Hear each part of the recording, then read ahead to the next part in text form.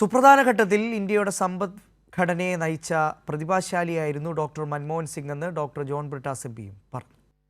അദ്ദേഹം ഇപ്പോഴും രാജ്യസഭാംഗമാണ്. രാജ്യസഭയിൽ കഴിഞ്ഞ കുറെ നാളുകളായിട്ട് അദ്ദേഹം വരുന്നുണ്ടായിരുന്നില്ല. എങ്കിൽ പോലും ഇന്നത്തെ രാഷ്ട്രീയ ഘട്ടത്തിൽ പോലും ഏറെ സ്മരിക്കപ്പെടുന്ന ഒരു വ്യക്തിത്വമായിരുന്നു മൻമോഹൻ സിംഗിൻ്റേത്. അദ്ദേഹം 10 വർഷം ഇന്ത്യയുടെ പ്രധാനമന്ത്രിയായിരുന്നു. അതിനു മുമ്പ് 5 വർഷക്കാലം ധനമന്ത്രിയായിരുന്നു. ഡോക്ടർ മൻമോഹൻ സിംഗിനെ വേറിട്ട് നിർത്തുന്ന ഒരു ഘടകമെന്ന് പറയുന്നത് ഇന്ത്യൻ രാഷ്ട്രീയത്തിലെ ഏറ്റവും നിർണായകമായ ഘട്ടത്തിലാണ് അദ്ദേഹം ഭാരിച്ച ഉത്തരവാദിത്തം നിർവഹിച്ചത്. അതിലൊന്ന്, ഇന്ത്യയുടെ സാമ്പത്തിക സ്ഥിതി അതീവ ദയനീയതയിലേക്ക് കൂപ്പുകുത്തിയ ഘട്ടത്തിലായിരുന്നു അദ്ദേഹം ധനമന്ത്രിയായി ചുമതലയേറ്റത്.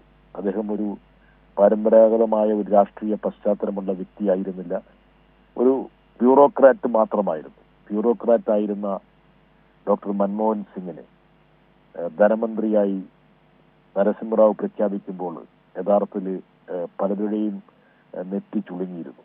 പക്ഷേ ഇന്ത്യയുടെ ഏറ്റവും സുപ്രധാനമായിട്ടുള്ള ഒരു ഘട്ടത്തിൽ രാജ്യത്തിന്റെ സമ്പദ്ഘടനയെ നയിച്ച ഒരു പശ്ചാത്തലം ഡോക്ടർ മൻമോഹൻ സിംഗിനുണ്ടായിരുന്നു.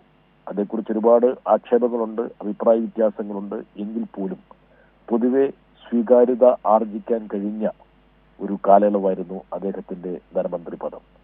അതിനുശേഷം അവിചാരിതമായി, ഒരുപക്ഷെ ആക്സിഡന്റൽ പ്രൈം മിനിസ്റ്റർ എന്നുള്ള പേരിലാണ് അദ്ദേഹം അറിയപ്പെട്ടത്. അദ്ദേഹത്തിന്റെ തന്നെ മാധ്യമ ഉപദേഷ്ടാവായിട്ടുള്ള സഞ്ജയ് ഭാരു എഴുതിയ ഒരു പുസ്തകത്തിന്റെ പേരാണ് ആക്സിഡന്റൽ പ്രൈം മിനിസ്റ്റർ. അവിചാരിതമായിട്ടാണ് പ്രധാനമന്ത്രി പദത്തിലേക്ക് അദ്ദേഹം ആരോഹണം ചെയ്തത്. സോണിയാഗാന്ധി പ്രധാനമന്ത്രിയാകും എന്ന്, അല്ലെങ്കിൽ പ്രണബ് മുഖർജിയാകുമെന്നൊക്കെ നനച്ചിരുന്ന വേളയിലാണ് സോണിയാഗാന്ധി 2004 ഡോക്ടർ മൻമോഹൻ സിംഗിനെ പ്രധാനമന്ത്രിയായി നിർദ്ദേശിച്ചത്. തുടർന്ന് അദ്ദേഹം UPA സർക്കാരിന് അദ്ദേഹം 10 വർഷക്കാലം അദ്ദേഹം നേതൃത്വം നൽകി. യഥാർത്ഥത്തിൽ കോൺഗ്രസ് നേതൃത്വവുമായിട്ട് ഒത്തുപോയിക്കൊണ്ട് സോണിയാഗാന്ധിയുടെ നേതൃത്വം അംഗീകരിക്കുമ്പോൾ തന്നെ പ്രധാനമന്ത്രി പദത്തിന്റെ ആ ഒരു പ്രത്യേകതകളൊക്കെ ഉയർത്തിപ്പിടിച്ചുകൊണ്ട് മുമ്പോട്ട് പോകാൻ അദ്ദേഹത്തിന് കഴിഞ്ഞു എന്നുള്ളത് ഒരുപക്ഷെ അദ്ദേഹത്തെ നിരീക്ഷിക്കുന്നവർക്ക് മനസ്സിലാക്കാൻ കഴിഞ്ഞൊരു കാര്യമാണ്.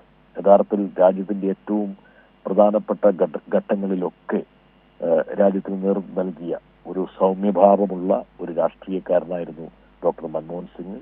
അദ്ദേഹത്തിന്റെ വിയോഗം സ്വാഭാവികമായിട്ടും ദേശീയ രാഷ്ട്രീയത്തിന് വലിയൊരു നഷ്ടമാണ്.